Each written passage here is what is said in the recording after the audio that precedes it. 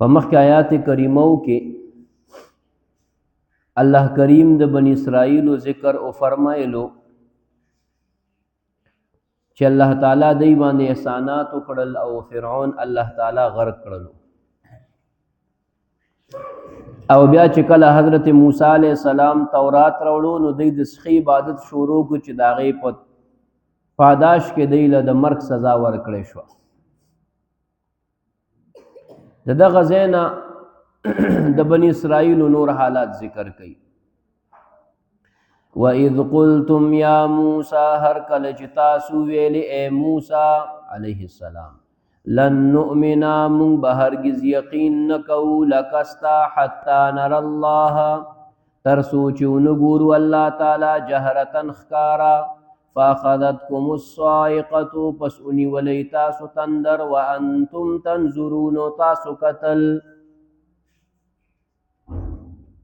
علماء فرمائی چې حضرت موسی علیہ السلام چې کوم اویا کسان ځان سره بوتلی و چې تورات یې راوړلو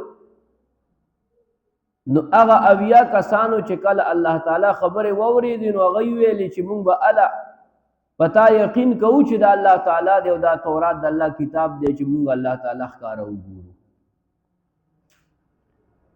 نو بس الله کریم نه داسې مطالبه کول ګستاخانه انداز کې الله تعالی په تندر رو ورزولو ټول مړ کړل. اوس مسله دا ده چې آیا الله تعالی په دنیا کې قتل کیږي او کنه قتل کیږي؟ نو په دې مسله کې اختلاف دی د اهل حق. بعض علما فرمای اهل حق چې او قتل کیږي ممکن دي چې وکتل شي خو ضروری خو نه ده چې هر ممکن چیز دی وشي کنه ضروری خو نه ده. اوس اسمان ته قتل ممکن دي ځکه چې پیغمبر علیه السلام قتلې دی موسی علیه السلام قتلې دی خو ضروری خو نه ده چې اوس یو سړی دی وخیږي مثال په طور. او بعض علما فرمایي چې نه دی ممکن په دنیا کې څوک الله تعالی نشي کته ځکه چې موسی علیه السلام مطالبه وکړه چې الله زتا قتل غواړم نو هغه واقع خو مشهور واقع ده. الله کریم متو فرمایي چې لن ترانی ولكن انظر الى الجبل فان استقر مكانه فسوف تراني غرته وګوره کده په خپل ذپات شو بس ته ما وګوري. فلما تجلى ربه للجبل جعله دكا وخر موسى صيقا چې تجلی رو ورزور غر باندې غر ټوټي ټوټي شو موسی عليه السلام به شپره وته. کار خراب دی بچا. نو دی کې دوه رائے شوې. اوس د آخرت څه معامله ده؟ نو آخرت کې د ټول اهل حق او علما اتفاق دی چې د الله دیدار وکیږي سوا د معتزله او یو څو ډلې نورې دي چې دوی وایي د الله دیدار نه په دنیا کې کیږي او نه په آخرت کې کیږي. نو الله تعالی به هغې له نه ورکوي که نه موږ له به یې راکوي. او دا د صحیح احادیثو مبارکو نه ثابت دی چې جنتیانو ته به الله کریم د خپل دیدار والا ورکوي. الله دې موږ ټولو ته نصیب کړي. او جناب رسول الله صلی الله علیه وسلم په اسمانونو باندې د الله تعالی دیدار کړو نو هغه عالم بل عالم دا دنیا عالم نو هغه بل عالم. الله کریم فرمای چې دوی کله دا ګستاخی وکړه نو بس الله تعالی په یو تندر رو غرزولو وانتم تنظرون یا چغوا یا تندرو الله تعالی فرمای او تاسو قتل. نو علما فرمای چې سړی باندې تندر راشه بس څنګه وګوري. بعض علما فرمای چې کله د دې عذاب آثار شروع شو نو دی پوي شو څه شو پوي شو یا چې کله د عذاب راتلو نو دی یو بل ته قتل او عذاب پر راغی. او یا علما فرمای چې نمبر په نمبر عذاب راتلو نو یو باندې بل باندې یو بل ته قتل. دا څه شو یار.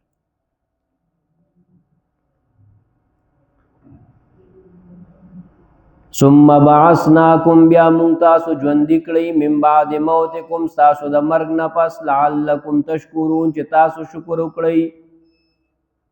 چې کله دوی ټول مړه شو نو حضرت موسی علیه السلام الله کریم نه دعا وکړه چې خدای دای ګستاخي وکړله بې ادبي وکړله خو یا الله دا خو کسان ما ځان سره راوستي دي او بیا به بني اسرائیل ویل چې دا موسی علیه السلام مړ کړل یا الله دا دوباره ژوندي خدا الله تعالی به طور د سزا دی سره داسې وکړل د دې ژوند دنیا کې باقی وو علامه قرطبي صاحب فرمایي ژوند د دنیا کې باقی وو خو الله تعالی ولا یو سزا ورکړه چې داسې ولې ګستاخي کوي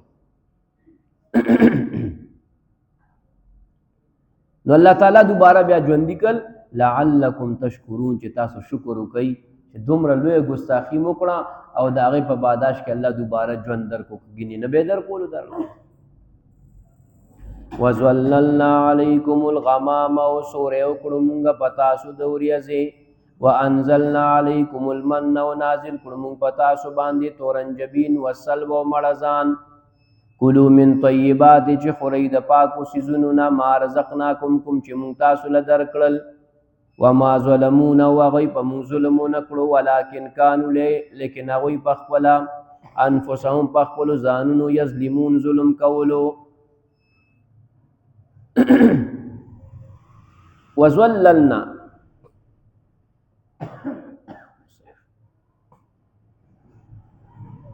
زلال او زل دا سوری ته وي سوری ته الله تعالی فرمایي چې کله دی ته الله تعالی فرمایل چې تاسو لاړ شئ د عمالقو سره جهاد وکئ عمالقه څوک لوی لوی دنګ دنګ سرکشه خلکو د الله تعالی نافرمانه خلکو سرکشه بعض علماء پکې لږ مبالغیم لیکلي دي چې داسې یو پکې اوچت سړی او اسمان سره سر جنګېدو داسې دا خبرې مبرې پکې بعضې لیکلي دي خو ډېر طاقتور خلکو ډېر مضبوط خلکو او بیت المقدس د هغوی په قبضه کې و نو چې فرعون هلاک شو الله تعالی د بني اسرائیل ته ویل چې ورشئ او دی به زه به د سر ستاسو مدد کوم دی به ټول فتح شي دی چې نږدې ورغلل او دا خو ډېر غټ خلک دي وایي فاذهب انت وربک فقاتلا انا هاهنا قاعدون ته اوس تا خدای دې لاړ شي جنګ دې وکړي موږ دلته ناست یو تاسو هغې طرف ته توجه مه کوئ چې ټیټ ټیټ کوي بس کوي به صحیح شو که بجلي بنده شو بیا به ورسره راکړ نو چې کله دوی دا خبره وکړه الله تعالی ولا سزا ورکړه سزا څه ورکړه چې کوم ځای کې دی وو د شام او د مصر په منځ کې دا وادي تیه په هغې کې دی 40 کال الله تعالی قید کړل او څومره 15 یا 6 میله څونه معمولي وړوکی میدان 15 یا 6 میله میدان ټوله ورځ به مزل وکړو چې شپه به شوه بسوده به شو چې راپاپاڅېدل چې کوم ځای نه به را روان شي هملته به بیا پراته وو 40 کاله خدای سزا ورکړه او موسی علیه السلام هم ورسره دی حضرت هارون علیه السلام هم ورسره دی دا دواړه هم ورسره دي نو چې کله ګرمي شوه نو دوی ویل چې موسی علیه السلام ته وایي چې سوری پکار دی الله تعالی وظللنا علیکم الغمامه سوری پې الله تعالی راوستو ټوله ورځ به وریځ به دوی باندې به سوری او ګرمي وه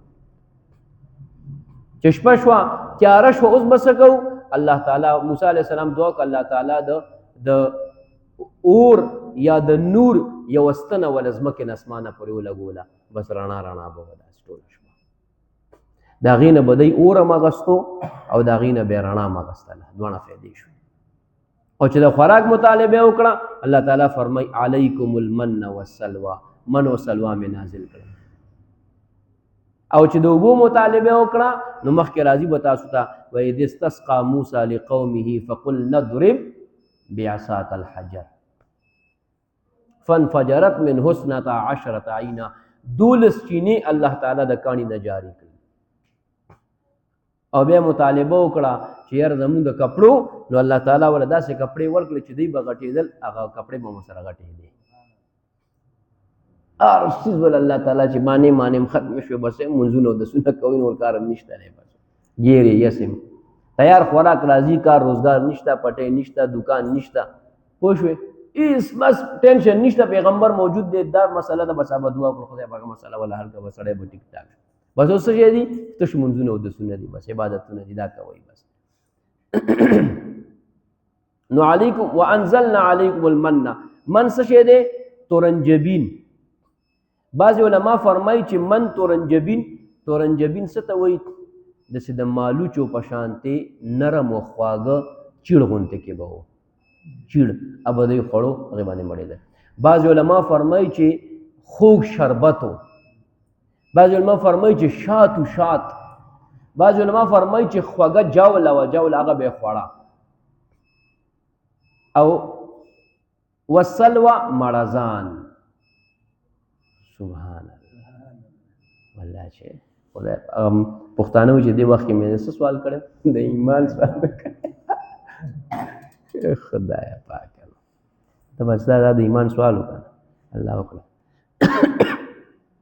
اوس به ورخه په یخه سینه کښېنئ پوه شوې نه هم پورې بجلي نه ځي تاسو خو ډېره غوډې وګړه بجلي به لاړ شي موږ وتښتو تاسو به زه تښتومه خو حاجي مړزان نو مړزان به دی لراله الله تعالی باندې سار به چې راپاڅېدل که نه نو دا من او سلوا به په دې ونو باندې به پراته وو دا من او مړزان به دراله دی به ونیول بس یې ښه مزدار راته به یې کړل سره به یې کړل به یې خوړل بس خو ذخیره کول پکې نه و چې جمع کوئ به نه ګورئ خو انسان ډېر لالچي دی که نه بعضو به جمع کول نو څښاک به شو ورته سبا ته به یې نه پرېښودل او صرف د هفتې په ورځ د دوی د عبادت ورځ وه نو تاسو د جمعې په ورځ جمع کوئ چې هفتې په ورځ تاسو له کار ورکړي ځکه چې هفتې په ورځ به صرف عبادت کوئ بس خوراک بل کار به نه تاسو هفتې ورځ خاص وه الله کریم د بني اسرائیلو ته د جمعې ورځ ورکړه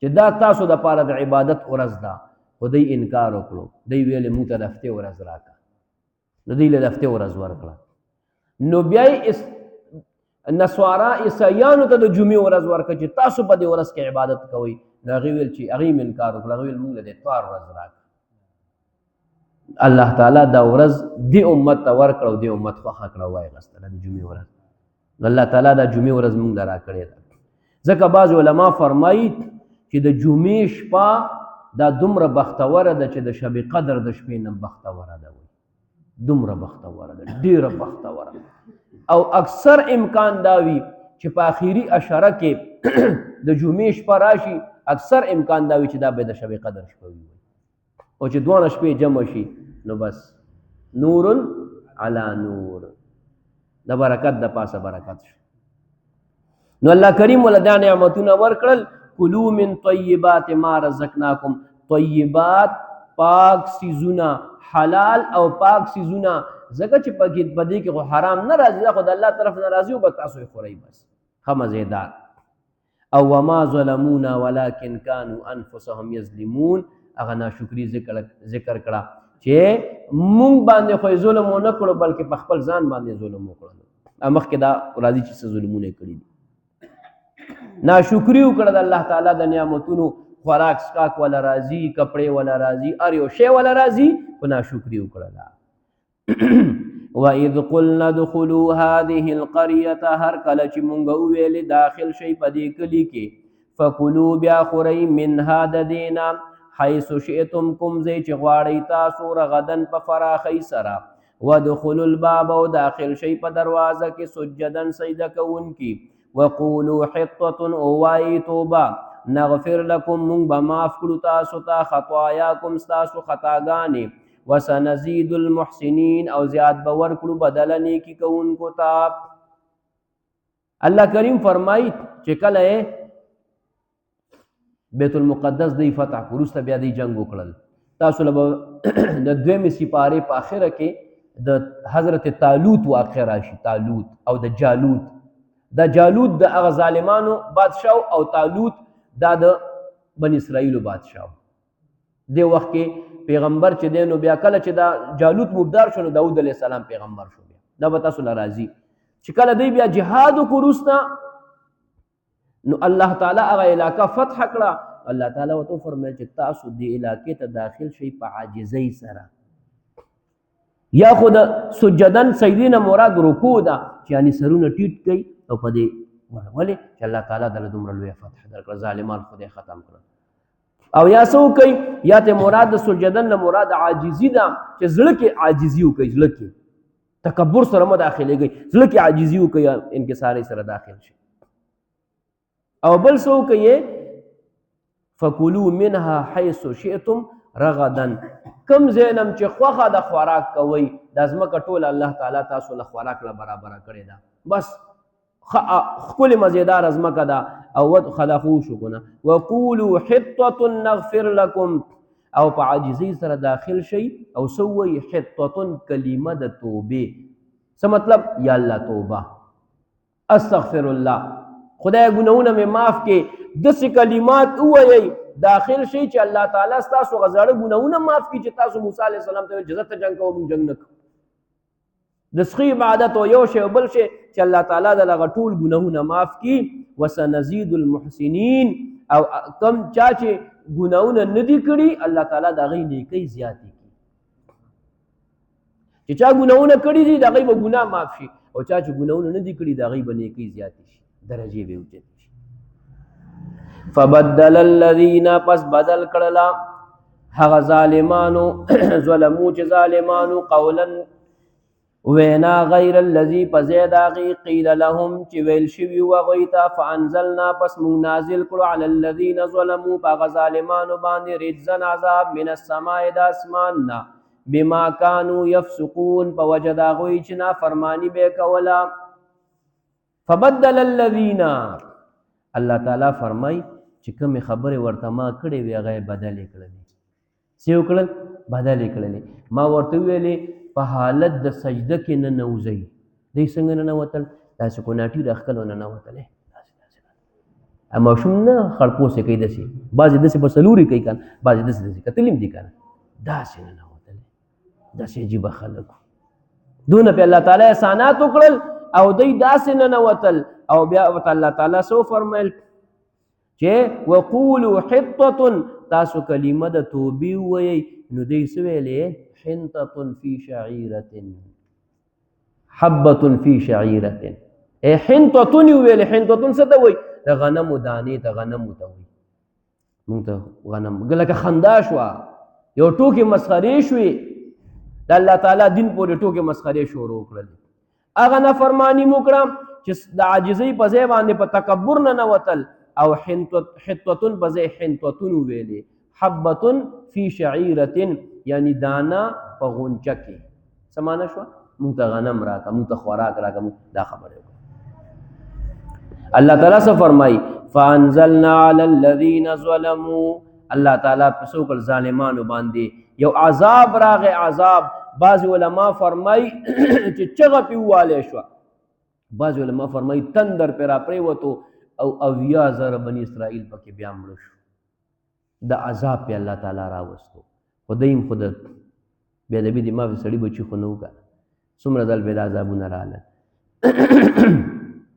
ګورئ دا قرآن عظیم الشان د کیسو کتاب نه دی یو دا خبره ځان سره یاد ساتئ دغې قصې او کهانیانې نه دي چې د دیوانو کهانیانې دي او لیلا مجنون ده او شیرین او فرهاد ده او فلانې دی دا کیسې به کې نشته دی دا قصې نه دي نو کله کله یو واقع مخکې ذکر کوي د هغې یو حصه وروسته ذکر کوي د وادي ته یو واقع مخکې ذکر کړي بیا ورسره بله واقع ذکر کړي د بل وخت بیا واپس خپل ځي له راشي مخکې ځي او راځي تقدیم او تاخیر به کېږي تاسو به دا نه وایئ چې هلکه اوس هلته و بیا دلته رالو دا تاسو له څه قصې نه کوي خالي مطلبي خبرې درله کوي په هغې کې چې کوم سبق دی هغه تاسو له در کوي په دې مسله باندې پوه شوئ که اوس واپس راشئ وَإِذِ اسْتَسْقَىٰ مُوسَىٰ کله چې اوبه وغوښتلې موسی علیه السلام لقومه د خپل قوم دپاره فقلنا اضرب نو مونږ وویل چې ووهه بعصاک الحجر په خپل امسا باندې کاڼې فانفجرت منه اثنتا عشرة عینا پس روانې شوې د هغې نه 12 چینې قد علم کل ناس مشربهم وپېژندلو هر قوم خپل ځای د څکلو کلو واشربو خورئ او څکئ من رزق الله د الله تعالی د رزق نه ولا تعصوا ومگرزئی فی الارض پس مکہ کے مفسدین فساد کوونکی استسقاء طلب د اوبو استسقاء مونږ ویو کنه نماز استسقاء چې باران نه کیږي څه کوو نماز استسقاء وکړو نو بیا خلک بار روزي او الله ته جاړي په ګرمۍ کې ولاړي خولې پې راماتې وي او جاړي او خدای پاکه بارانو کې جناب رسول الله صلی الله علیه وسلم با دا موس کولو. د دې مختلف صورتونه دي. کله کله د دعا په شکل کې نماز استسقا بس دعا یو کړه باران شروع شو. کله کله باقاعده وته دی او باقاعده منځ کړي دی، 2 رکعات منځ کړي دی، باقاعده الله تعالی باران کړي دی. امام الانبیاء صلی الله علیه وسلم فرمای وی د پیغمبر په زمانہ کې باران نه کېدو. پیغمبر خلق راجمع کړ چې بار میدان ته وځو چې څوک نماز استسقا وکړو. وی چې بار راووتو وی یو میږی دی او د خپې اسمان د کړي دی، وی خدای پاکه باران وکړي. وی هغه پیغمبر خپل امتیانو ته وی راځي بس اوس به الله تعالی باران وکړي، دا هغه میږي د برکت الله باران وکړي. نو دا شته دی، دا کول پکار دی. خو امت اکثر د دې څیزونو نن سبا ډېر غفلت کې دی. ډېر اکثر د سنت ډېرې غټې غټې طریقې داسې دي چې مونږ یا د شرم د وجې نه یا د نورو عوارضو عامو خبرو د وجې نه مونږ څه وکړو بس پرېږدي بس. نو موسی علیه السلام د اوبو طلب وکړو، قوم ورته ویل اوبه، فقل نضرب بعصاک الحجر. الله تعالی ورته وفرمیل چې په دې کاڼي باندې امسا ووهه. علما فرمایي چې دا یو 4 ګوټه کاڼی و، 4 ګوټه کاڼی و او هر طرف ته 3 چینې وي، 4 اړخونو ته 3 چینې وي، 1 2 3 4 اړخونه داسې ګول 3 چینې وي. او دا د یعقوب علیه السلام اولاد دی، د هغې 12 بچي وو، 12 قبیلې وي غټې غټې. څوک یو قبیله کې 50,000 کسانو، څوک زیات او کم یادوي پکې. نو د هر قوم دپاره خپله چینه وه چې دا ستا چینه ده، دې نه به ته او ستا قوم به څه کوي اوبه بس کړي. 12 مشران حضرت موسی علیه السلام د ټولو قبیلو له جوړ کړي چې دا ستا د قبیلې مشر دی، دا ستا 12 نقیبان. پیغمبر علیه السلام مبارک هم 12 نقیبان جوړ کړي مدینه منوره کې. علما فرمایي چې دا کاڼی به دی ځان سره ګرځولو، کپڑے ولا د بورۍ په شان جوړه کړې وې، هغې کې به یې واچولو، چې کوم ځای کې به یې پړاو واچولو، کې به نصر کاڼی به کېغوستو، ټک به یې وله ورکړو، بس اوبه به شروع شو. چې بیا به یې ټک ورکړو، بس اوبه به بندې شوې. موسی علیه السلام او بعض علما فرمایي چې نه، چې کوم ځای له به تلل دا کاڼی ولته پروت و ورته مخکې نه. نو دا د موسی علیه السلام معجزه نورم زیاته شوه، نوره ته چې د کاڼی هر ځای کې. بعض علما فرمایي چې نه، دا ټول اقوال علامه قرطبي ذکر کړي دي. بعض علما فرمایي چې نه، بس دا خاص کاڼی نه و، چې کم کاڼی به یې ووالو به 12 چینې به جاري شوې. خاص کاڼی نه و، بس کم کاڼی به یې چې ووالو. او بعض علما فرمایي چې دا هغه کاڼی و چې د موسی علیه السلام نه کپړې تختولې وې. تاسو وایئ چې دا کم کاڼی و چې د موسی علیه السلام نه کپړې تختولې. موسی علیه السلام باندې دا به تاسو ته په مخکې صورت کې راځي. فآذ الله موسى كسنگ داسې الفاظ دي، فبرأه الله مما قالوا وكان عند الله وجيها. شته کنه داسې حافظان ناس دا مخکې تاسو له راځي. نو موسی علیه السلام باندې دی الزام لګولی. الزام څه شی؟ بني اسرائیلو کې دا رواج و چې خلکو به بربنډ لامبل په دریابونو کې یو ځای سړو به ټول بربنډ لامبل، لکه دا یو عیب نه و هغه زمانه کې. لکه مونږ لنګ ووخو یا جنګې واچوو مونږ لامبو، نو سړي هلکان خپلو کې لامبي، یو عیب نه ښکاري که نه عیب. دا قرنګې هغه زمانه کې دا بربنډېدل یو عیب نو، دا یو عیب نو. موسی علیه السلام به نه لامبل، پټ لامبل دی. نو دوی دا مشهور کړه چې موسی علیه السلام باندې بیماري ده، په شرمګاه باندې څه بیماري ده. بیماري الله تعالی خو خپل پیغمبر خلاف خبره نه برداشت کوي. نو موسی علیه السلام لامبل په دریاب کې پټ او کاڼي باندې کپړې کېغوستې، چې څنګه ویل امر وروتو کاڼي د کپړې وتښتولې. کاڼي مخکې موسی علیه السلام ورپسې، کاڼي مخکې موسی علیه السلام ورپسې. چې کوم ځای کې خلکو لامبل هلته کاڼي ودرېدو. موسی علیه السلام خلکو وکتو، بس بالکل ټیک ټاک دی، A1 دی. بس هغې زمانې زمونږ ته لږ عجیبه ښکاري که نه، عجیبه نشته هغه زمانې لحاظ سره. نو ځکه دې علما فرمایي چې دا هغه کاڼی ووایي، هغه موسی علیه السلام سره احسان وکړو که نه، نو دا صفت الله تعالی هغه کاڼي ته ورکړی. فانفجرت منه 12 عینا، 12 چینې. قد علم كل ناس مشربهم. نو هرې قبیلې څه وکړل؟ خپل ګودرې وپېژندو، خپل د اوبو د څښلو ځای وپېژندو. الله فرمایي کلوا واشربوا من رزق الله، د الله رزق خوره څښه، خو نافرماني مه کوه. ولا تعصوا فی الارض مفسدین، نافرماني مه کوه، د الله تعالی د احکامو نه مخ مه اړوه. الله تعالی چې کوم حکمونه په تا باندې لازم کړي دي د هغه حکمونو پاسداري کوه، د رسول الله صلی الله علیه وسلم تابعداري کوه. ډېر خلک داسې دي چې خوري د الله تعالی لیکن د الله تعالی په نافرمانی کې ژوند تیروي. عبادت د کاڼو کوي، د ونو کوي، د بوټو کوي. او ډېر خلک داسې دي چې مسلمانان هم دي، خوري د الله تعالی ارس لیکن بیا مونځ او دس نه کوي. او ډېر خلک داسې هم دي چې خوري د الله تعالی، سکي د الله تعالی، هر څه د الله او دغه د رسول استعمالوي او دغه په نافرمانی کې ژوند تیروي. خلک د الله د لارې نه ګمراه کوي. خلک څه کوي؟ د الله د لارې نه ګمراه کوي. داسې خلک په هر زمانه کې موجود دي چې هغه به خلک د قرآن او سنت نه لرې کوي. دا به وي ښه اصل فساد کوونکي خلک دا دي. یو سړی موز نه کوي، دا دغه ذات ته نقصان دی. یو سړی کافر دی، دا دغه ذات ته نقصان دی. خو یو سړی مسلمان دی، بیا چې دی نو د نیک سړي په جامه کې، د مولا او د مفتی په جامه کې هغه څه کوي؟ د خلکو عقاید خرابوي، د خلکو نظریات خرابوي. نو سم خیال دی دا ډېر لوی فتنهګر نه شو؟ اوس سړی خو هغه نشته دی، اوس مفتی شاکر او د هغه نو هغه څه کړي؟ وګوره د الله تعالی د قرآن نه انکار کړی. څنګه؟ دغه بیانونه موجود دي. د معراج د واقع نه انکار کړی، وی معراج دا وی ځان نه جوړه شوی خبره ده. معراج ځکه په قرآن کې په دوه ځای کې دی. یو په سورې بني اسرائیل شروع کې سبحان الذي اسرا بعبده، او بل په سورې نجم کې دی. دوه ځای کې قرآن کې دی او د ویل چې نشته دی.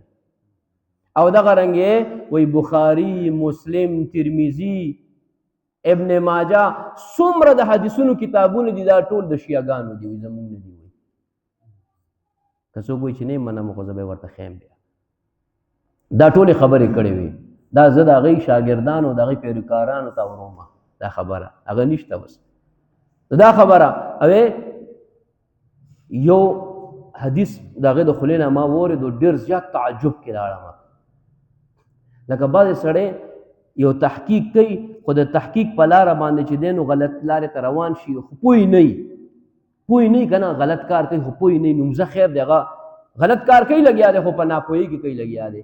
یو حدیث ذکر کړو چې نساؤکم حرث لکم فأتوا حرثکم انا شئتم. په بخاری شریف کې دا تفسیر دی، کتاب التفسیر، په هغې کې دا آیات دی. الله تعالی فرمایي چې دا ښځې ستاسو پټی دی، تاسو خپل پټي ته راځئ چې څنګه خوښه وي. خو پټی دی نو دانې دپاره به راځئ، تخم دپاره چولو دپاره به راځئ. ټیک شو که نه؟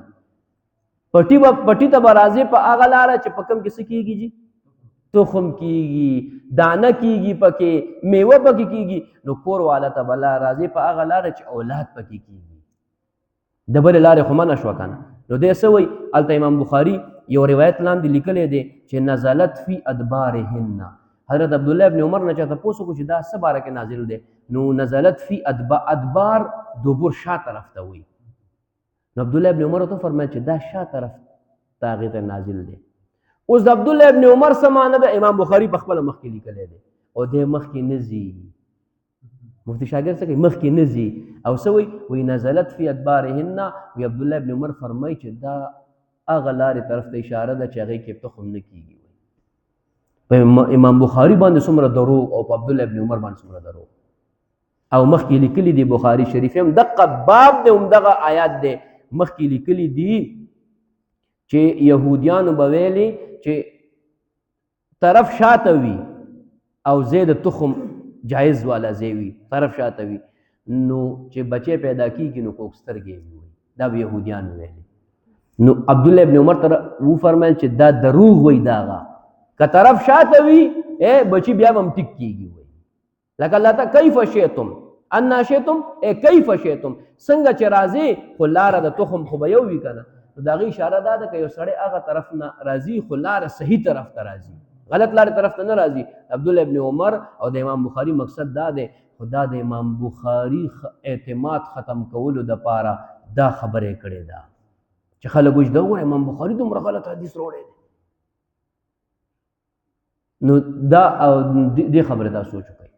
نو اوس داسې خلک مونږ ته قرآن ناست، زمونږ قرآن ته داسې خلک ناست دي او قرآن مونږ ته ښیي، خصوصا زه خپلو د کور زنانو ته دا درخواست کوم، کور زنانو ته چې هر چا نه څوک قرآن نه وایي، دا څه د منطق کتاب نه دی، دا د صرف و نحوي کتاب نه دی، هغه هم سړی د صحیح مستند عالم نه وایي، صحیح سړي نه وایي. او یو سړی چې دی نو د داسې سړي تایید کوي او د داسې سړي په سر باندې ودرېږي او ته د هغې نه قرآن تفسیر وې، سبا د نه چا تپوس وکړو قرآن د چا نه ویلی، ته به وایې فلاني نه مې ویلی، تو لعنت په تا باندې. نو موږ خو خفه کېږو که نه، موږ خو د خپلو خویندو، د خپلو میندو، د خپلو وروڼو، د خپل زنانو د نارینو عقیده بچ کوو چې د دې خلکو عقاید بچ شي. داسې شرپسند خلک نه پیژني، نه څونه خلک راغلي دي 10 کاله امامت یې کړی دی او تللي دي وایي یهودیان شوي دي که نه دي شوي، 10 کاله امامت کړی دی. هلکه وایي چې امریکا کې موږ د کلین شیف ګرځېدو، هلکه یهودي یم عیسایي یم، راوګرځوي 10 کاله لمونځونه بیا به راګرځې. نو خپل د ایمان حفاظت وکړئ. زه د عناد دا شیطان کړی دی نو شیطان ته جوړ شو، زه د عناد نه دی پکار، حق لاره نیول پکار دي. چې کم اعتمادي صحیح عقاید والا اهل سنت والجماعت صحیح علما دي، قرآن هم د هغې نه ویل پکار دي، سبقونه هم د هغې نه ویل پکار دي، دا نه چې سبا زموږ عقاید. الله تعالی څه فرمایي؟ ولا تعصوا فی الارض مفسدین، او مگر ځئ په ځمکه کې فساد کوونکي. غټ فساد دا دی چې د خلکو عقیده خراب شي، غټ فساد دا دی.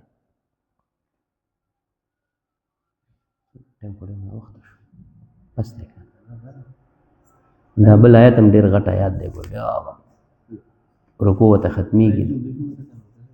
زه مختصر انداز کې وایم انشاءالله، زه 15 منټه به پې نه لګي انشاءالله.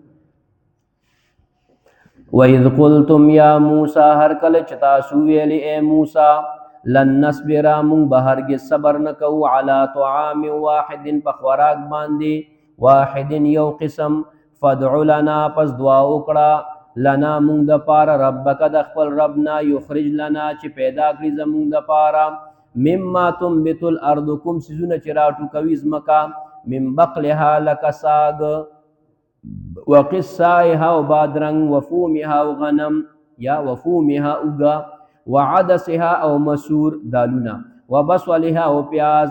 قال تستبدلون، موسی علیہ السلام فرمایل آیا تاسو بدل کې اخلی، الذي هغه هو ادناکم چې معمولی دی، بالذي په بدله د هغې کې هو خیرکم چې غوره دی.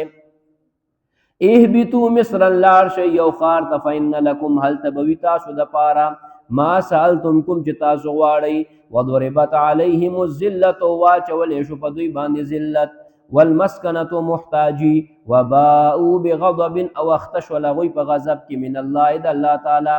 ذلک بانهم، دا په دې وجه چې هغوی کانو یکفرون انکار کولو، بآیات الله د الله د آیاتونو نه، ويقتلون النبیین او قتلول به نبیان، بغیر الحق پناهکا، ذلک بما عصوا، دا په دې وجه چې هغوی نافرماني وکړه، وکانو یعتدون او حد نه به تېرېدل. نو دې خلکو چې کله من او سلوای اوخوړه نو بیا وایي مړه وایي هغه سبزیانو خو ډېرې ښه وي چې موږ به مخکې خوړې، کله به هم تورۍ خوړله او کله به هم چې دی نو کدوان او کله دالونه و، دا خو به طور د مثال یو څو نومونه ذکر کړي دي، ګینې ډېر څیزونه و که نه. کله به هم بانجان خوړل او کله یو شی او کله جمعې کې بانجان او اوړي کې بانجان او څنګه هغه نیامې لیونې شي بانجان غواړي که نو دا اوس الله تعالی و جمعې کې م ورکوي. پرونه ما وخوړل بانجان باټینګان. نو الله نو دوی څه ویلي، علی طعام واحد، نو خوراک خو دوه که نه من او سلوا خو قسم یو چې لکه دواړه یو قسمه خوراک دی، بس هر ټایم را روان دي، هر ټایم را روان. الله تعالی نو فدعو لنا، موسی علیہ السلام ته الله نه دعا وکړه چې هغه څیزونه موږ له راکړي چې ځمکه پیدا کوي، لکه مثال په طور باندې ساګ، څوک وایي بادرنګ ته مراد دی، بقلها بادرنګ. رسول الله صلی الله علیه وسلم به بادرنګ ډېر زیات خوښول. انس ابن مالک رضی الله تعالی عنہ فرمایي چې ما پیغمبر علیه السلام وکتو چې بادرنګ د پاسه به کجوره کېغوسته او بیا به یې وخوړل دواړه. بادرنګ یخ دی او کجوره ګرمه ده. او د قرنګي د خټکې به چې کله پیکا او پیکا څه شی و پیکا، نو بیا به ورسره کجوره یو ځای کړو بیا به خوړل، خواږه به یې کړل. سبحان الله. مور بی بی عایشه رضی الله تعالی عنها فرمایي وایي ډېره زیاته کمزوري وم، نو وایي ما بادرنګ او کجورې شروع کړل نو بیا مې بدن غټ شو. نو چې یو سړی وایي چې زه لږ ښه شم ګزارم دا ډېر طاقتور څیزونه دي. وقصائها بادرنګ وفومها او غنم اوږه وفومها اوږه. نو اوږه دې کې مسله شته دی چې آیا اوږه خوړل جایز دي که جایز نه دي. نو رسول الله صلی الله علیه وسلم دا پیاز اوږه مولی دا څیزونه په پیغمبر علیه السلام به نه خوړل. یو صحابي ورته وفرمیل چې ته نه خورې بیا موږ هم نه خورو. پیغمبر اسلام فرمایي چې زه خو هغه چا سره خبرې کوم چې ته ورسره نه کوې.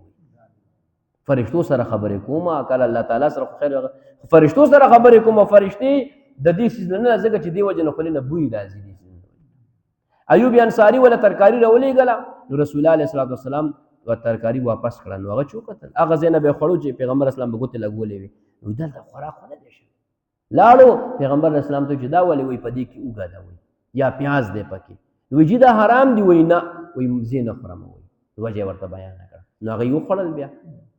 نو مونږ دپاره جایز دي حرام نه دي. خو چې کله مونځ وخت نږدې وي نو بیا دا بادرنګ مولی شو یا اوږه یا پیاز کچا پوخ مثلا نه کوي. خو چې کچا وي نو مونځ وخت کې به بیا نه خورئ. وعدسها دارونه وبصلها او پیاز.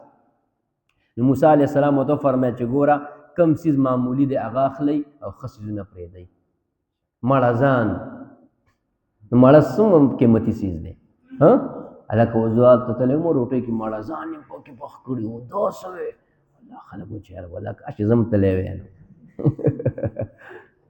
نو الله کریم څه وفرمیل اهبطوا مصرا. مصر نه مراد یا خو مصر ښار دی یا بیت المقدس ښار دی. بیت المقدس هم ورته وایي مختلف نومونه. بیا بیت المقدس ښار دی یا ته یو عام ښار مراد دی.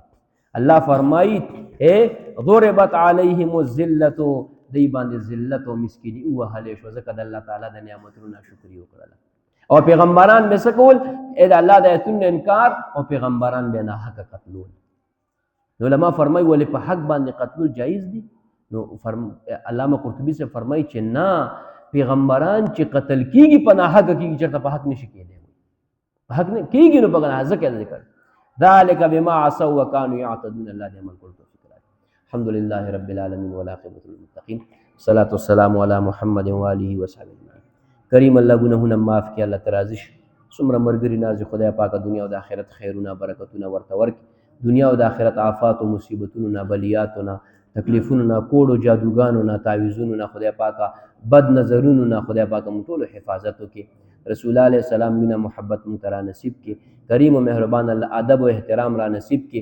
د خپل علماو قدر را نصیب کړي. د خپل علماء دیوبند هغې د مشرانو ټول علماو هر مکتب فکر والا علماو هغې ادب او احترام او مینه محبت مونږ ټولو ته را نصیب کړي.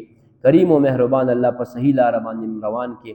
یا الله د انکار حدیث او د خدای پاکه د انکار قرآن او د انکار تقدیر د دې د فتنو نه کریم الله زموږ حفاظت وکړي. څومره ناس ملګري د دنیا او د آخرت خوشحالي ورته ورکړي. دا وخت خدای پاک ستا قرآن ته ورکو. کریم او مهربان الله په جنت کې د رسول الله علیه السلام په دسترخوان باندې را یوځای کړي. او یا الله څه حاجتونه یې پړه کړي دي خدای کریم الله حاجتونه ورته پوره کړي. مشکلات ورته ختم کړي. او کله دنیا نه رخصتیږو په خوله دا کلمه طیبه جاری کړي چې لا اله الا الله محمد رسول الله. آمین.